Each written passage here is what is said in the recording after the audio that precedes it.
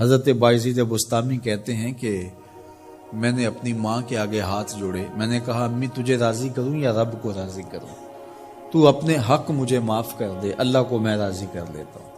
ماں نے کہا جاؤ پتر میں اجازت دیتی ہوں۔ گئے جنگلوں میں ذکر و فکر میں لگے رہے، تنہائی میں اس کو یاد کرتے رہے، دن رات ذکر کے چراغ روشن رکھے۔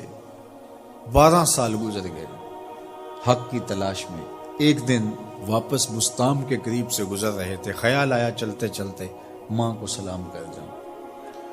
دروازے کو دستک دینے لگے تو اس خیال نے ہاتھ روک لیا کہ ساری زندگی ماں کو سکھ تو دیا کوئی نہیں، اب دکھ بھی کیوں دینے لگے ہو؟ رات کا ایک پہر بیت گیا ہے، سردیوں کی لمبی رات ہے، ماں بستر میں لیٹی ہوگی، تیرے لیے اٹھے گی، دروازہ کھولے گی۔ دروازے کے ساتھ ہی لگ کے بیٹھ گئے اور ساری رات کاٹ دی، اس خیال سے کہ ماں کو تکلیف نہ ہو۔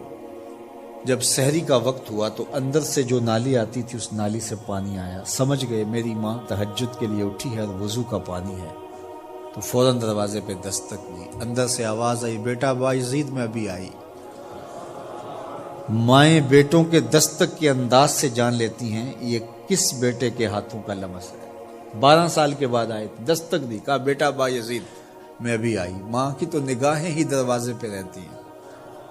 اللہ اکبر۔ کہتے ہیں کہ ماں نے دروازہ کھولا، 12 سال جنگلوں کی خاک چھانتے بیت گئی تھی، پراگندہ صورت، بکھرے ہوئے بال، پھٹے ہوئے کپڑے۔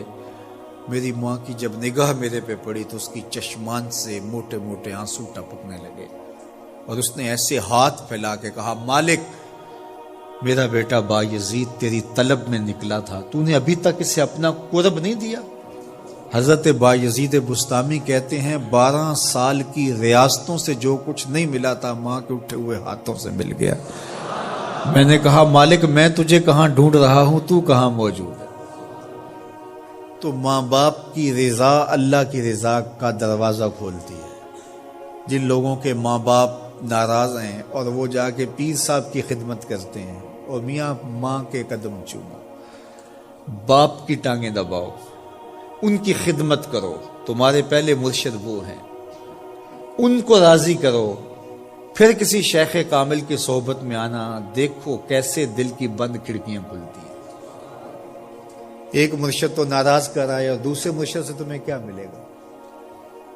تو راستہ یہیں سے کھلے گا۔ والدین کو کبھی ناراض نہ کرو، والدین کو کبھی دکھ نہ دو، والدین کو کبھی تکلیف نہ پہنچاؤ، اور والدین کو بھی چاہیے کہ اپنی اولاد کو اپنا نافرمان نہ بنائے۔